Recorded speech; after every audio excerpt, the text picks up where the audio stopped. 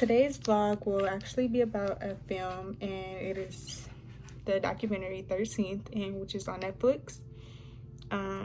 It is by Ava DuVernay, and she's pretty popular right now, like in the film industry, because she also is the director of When They See Us, which was also another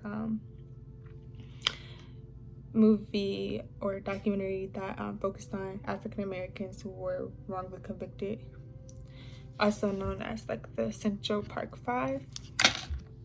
The claim for this film basically argues that mass incarceration is another extension of slavery, another form. I think the audience of this documentary would be like politicians or simply people that just need to like learn about these things. And I think that would be more so white people than African Americans, because like we've been hearing this stuff all our life. Oh yeah, our ancestors were slaves, etc. But not many white people take the time to actually learn and understand slavery, like why it was happening, what happened. Like I've been seeing this all my life. So as I was watching the documentary, honestly, I was very upset. I was angry. Like it just brought a sense of rage onto like my emotions. And I felt that it was very powerful, but yet again, like my blood was boiling. I think that this is just so unfair. And I do like 100% agree that mass incarceration for African Americans is another form of slavery.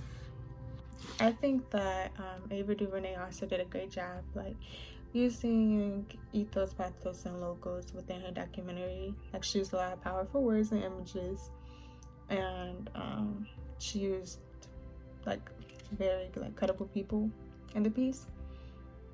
Like back into the pathos thing, like one thing that really like had me thinking was when there was like African American man, like back during the civil rights time, when he was being pushed around by white people. And you know, like at that time there were a lot of black people and white people fighting. But then we saw like film that was recent, and it was with black people that were at Donald Trump events, and they were like getting pushed around by white people, and white people were saying things like they would kill him, like the man that was there and stuff. And then there was a lady too that white men were pushing and like saying hateful things too. And I was just thinking like the whole time, like it just couldn't be me, because like honestly it really just couldn't have been me. And I feel like it's not fair. Like people have a right to go wherever they want to go, like whether that's a Donald Trump meeting, because I can go to a Donald Trump, like one of his like political things, and I can say whatever I want to say because I have the freedom of speech. I mean, honestly, I wouldn't like disrespect anybody, but well, completely. But I mean, like, who cares if someone goes and wears an F Donald Trump shirt? Because I would do that, like, and like, who's gonna do anything about it? Nobody, because I have the freedom to do whatever I want to do. And that just goes again to just display how enraging this documentary made me feel. And like right now, like I'm trying to be cool, but like it still makes me angry. And I think Ava DuVernay did exactly what she intended to do. Show people through these images and videos how wrong everything that was taking place, like how wrong it was, how intense it was. Like there were even like images and videos of the Ku Klux Klan. Like, I mean, honestly, why would you take the time out of your day to dress up and like say hateful things and go search and kill black people? Like, honestly, you could be doing so many different things than wasting your time focusing on someone who doesn't even know that you exist. Like, it's crazy. It really is. Not just for like there's something that can be done, but for now I'm just gonna put it. So I think Ava DuVernay did a great job just showing how the system was set up for African Americans to fail. And they talked about Latinos too, but I'm just gonna focus on African Americans because I am African American myself. And I 100% agree with this statement again, because the system was definitely set for us to fail.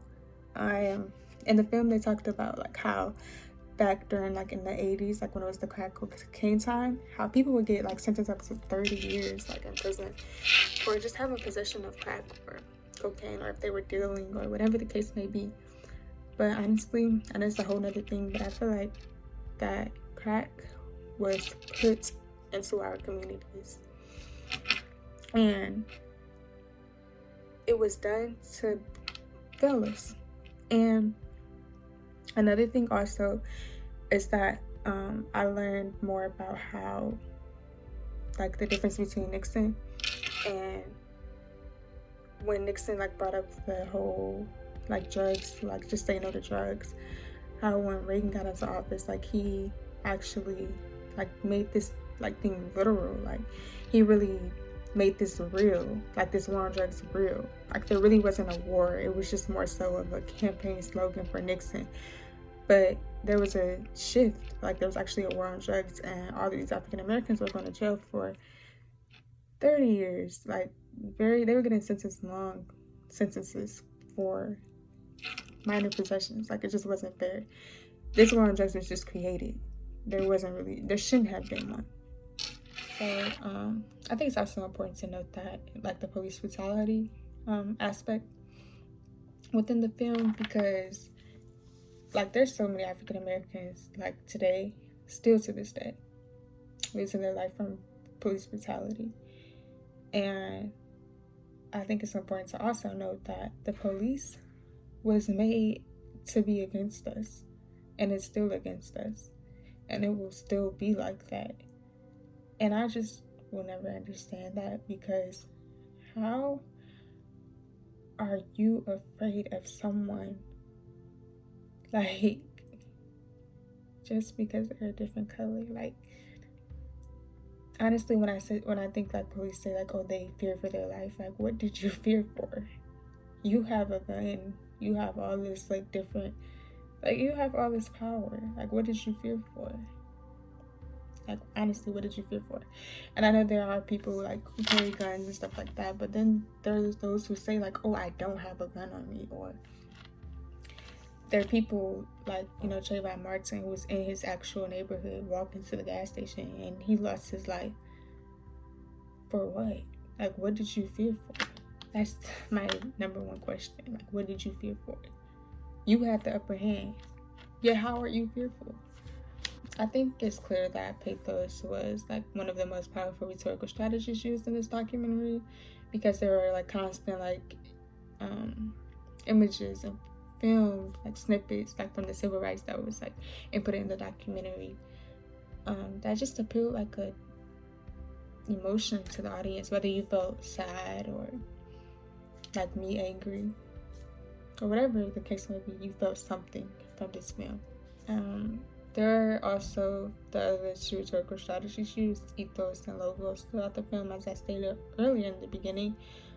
Ethos was used like to persuade the audience, like with credible sources, like speeches from Martin Luther King or other historical figures, and it was like basically just to persuade the audience or influence the audience that like they should notice the struggles that minorities had to go through during this time. There were also like presidential speeches that were shown throughout the documentary. And also in the documentary, the form of logos was very prevalent too. And I think the biggest form of logos was like just the name itself, 13th. The 13th Amendment. This 13th Amendment is a fact. It was written in the Constitution. How factual can it get if it's written into the Constitution? Like, the Constitution is used to govern every single person in the United States. It's used to govern you. It's used to govern me. There's no more trustworthy source than that. Like injustice is literally like engraved into the United States. It's engraved. Honestly, like I said, this topic really makes me angry. So I'm just gonna go ahead and wrap this up. I really enjoyed the film. It's something I've been learning about my entire life. It's my history directly. I think that white people need to watch this film, watch other films. Like, it gets worse than this. Like, just from her other like movie, When They See Us, which is on Netflix too. There were 5 little boys that were in a park, and they were coerced into saying that they raped a woman that they didn't rape. A boy went to Rikers Island, though, one of the jails that was talked about in this film. And even more importantly, we talked about another film that's actually on Netflix as well, within the documentary 13. There was a young male, I can't remember his name at this moment, I don't know why, but he went to Rikers Island too, and he was just a young boy. Just after days of getting out of jail for a crime that he didn't commit, he killed himself. Like, the system is literally set up for us to fail. Once you get out of the system, you can't even do anything. Like, you're failing. You can't get a job. You can't get a job. How are you gonna provide for yourself? You can't get housing assistance because you're a felon. You can't get stamps because you're a felon. But anyways, back to what I was saying. Like, the system is really harsh. Like, in the movie When They See Us, the 5 young boys that were in the park, they didn't do it. They went to jail. Whole life gone. Oh, what they got rewarded. I mean, they got awarded $1 million or whatever, however much they got. Doesn't like take back the time that they missed, the pain that they felt, the betrayal from the officers that are supposed to be protecting people like me. Like, how do you make a little boy who isn't even having intercourse yet say that he raped a woman? Like, a boy that doesn't even know what to do in intercourse, but he raped a white woman that's basically my age now. Like, they really think black people have that much power, and it's so sickening how they can just change that fear to thinking like, oh, I'm fearing for my life when it comes to like black people and stuff like that. Like, yeah, it's something, and that's your mental. That's your mental.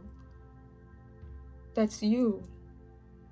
And just to think like this country's supposed to be protecting me, I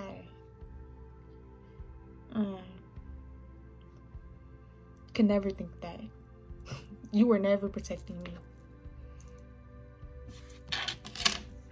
Donald Trump never protected me. Never.